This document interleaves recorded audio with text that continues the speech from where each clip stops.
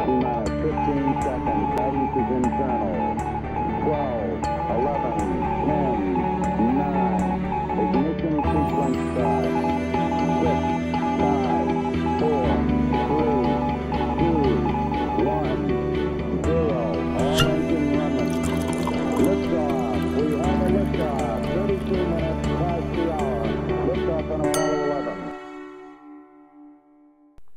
Hello everybody, welcome to Elite Wine TV. I'm your host Mark Fusco here for another episode of the show, and the third of the restaurant wine series. We have got the J. Lohr 2008 Paso Robles Merlot Los Osos. I think Osos is like bear or something like that. No, I can't remember what it is. Should have looked at it before I started thinking about what it was. Anyway, so this is a 2008 Merlot, and this can be had from Specs for $10.19. In a restaurant, it will range anywhere from $35 to $45 a bottle. And the restaurant will pay between $9 and $10 for it. So again, very close to what the average person is going to be spending on a bottle. So J. Lohr. Now this is one of those wines that wineries I've wanted to try something from a long time, and so I'm pretty excited about trying it out. They've been around for a while. It said that in the 60s, J stands for Jerry, that he bought in 1972, he planted his original 280 acres of varietal grapes. So in the 60s, he was looking at growing some grapes. He finally, I guess, bought some property, got it all set up in the Central Coast. Now, this is one of those things where back then, all California wine was really starting to kind of come up, but the focus was more on Napa Valley and Sonoma, and Central Coast was like nobody cared about. So he decided that this would be a great spot to grow grapes and to make wine from it. So the Paso Robles AVA is kind of almost literally right in the middle between Los Angeles and San Francisco. Central Coast is this kind of all-encompassing region of California that's between San Francisco and Los Angeles along the coast. So this particular Merlot is 81% Merlot, 9% Petit Syrah, 7% Malbec, and 2% Syrah. Again, I love fact sheets. Whether I can print them or not, I like to have just information on your website. Please, if you've got someone who can do this stuff, it doesn't have to look all fancy schmancy, but at least just give me the facts. I'm a geek. Hence the 1337. I want to know these things. A few other things about this when I was reading over this little thing. First of all, hey, they gave you the harvest dates. Something that not everybody does. Another geeky type of thing. From September 9th through October 3rd of 2008.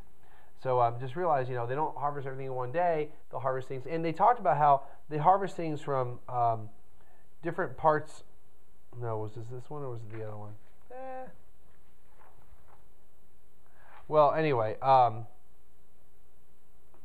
no, they harvest at different ranges of ripeness. That's what I was, and that's why it's over like basically a month period of time.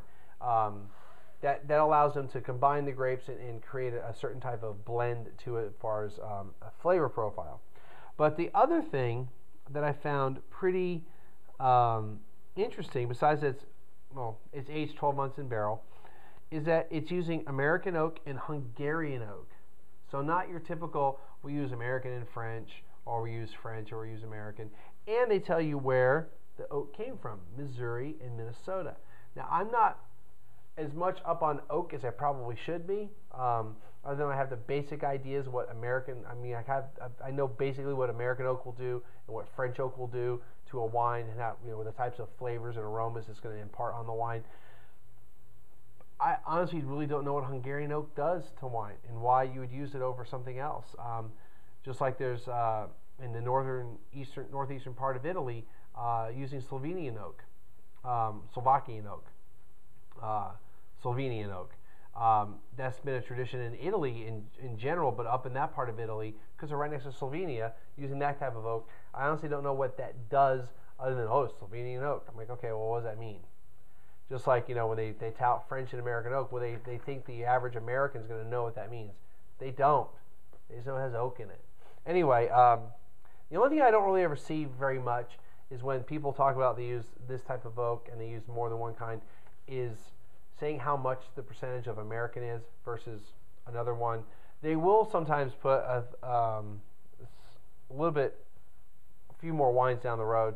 They'll say 25% or 40% is French oak, or I'm sorry, not the type of new oak.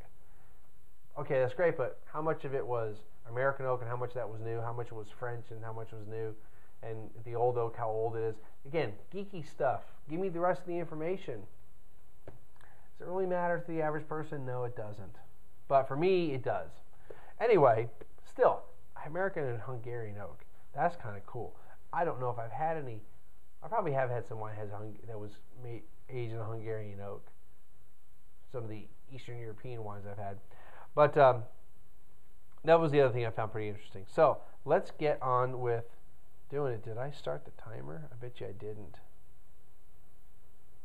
Oh, I did. We're almost at 7 minutes. Good Lord. All right, so let's get to tasting and smelling. Ooh, kind of nice.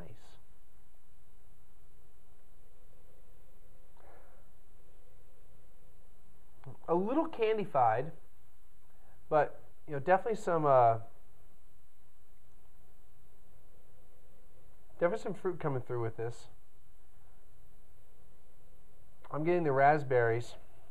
They said it was cherry, didn't they? Cherries? Well, sure. I'll go with cherries too. Yeah, I get that. A little bit of earthiness, but really just a hint. Let's see how it tastes.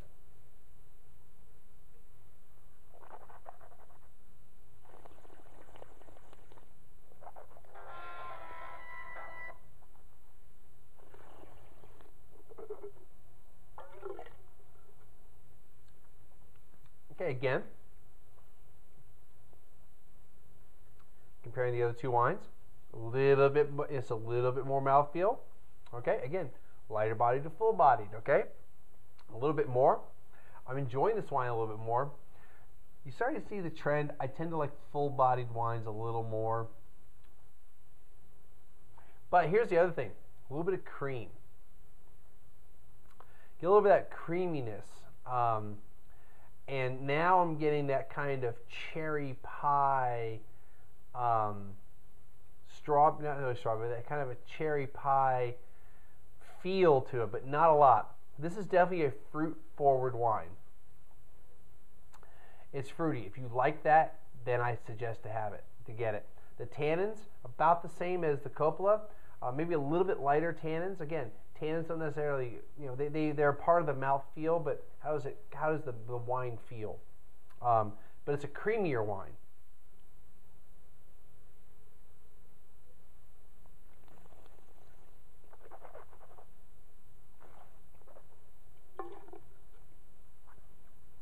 This is totally a wine I could just drink on its own. I don't need food with it. It will pair well with food. But see, now this is something where I would do something like, I would put chicken with this wine. Barbecue chicken, or chicken with like a sauce on it. I would pair this with that type of chicken. I could see putting it with seafood, like a salmon. Then again, I don't really eat seafood a lot, but just my impression of salmon and how it can be meaty. You could pair it with that and get away with it. Certain sauces you get away with it. It would work well. I would suggest it. So I'm saying 88. It's an 88-point wine. I really like it. I like it a little bit better than the other two. But guess what? You know what? This is 10.19 at specs. This was less. The Coppola was more. It was right in the middle. So again, price doesn't necessarily mean it's better. It was in the middle of the other two, but I like it a little bit better. It fits my palate. All right, even though I like the vegetal wines a lot, and I don't necessarily go for the creamy wines, it's got a nice little it's got a nice little flavor to it. It's awesome. All right, so that's going to do it for today. We're going to push on with the rest of the wines, and we'll see everybody again next time.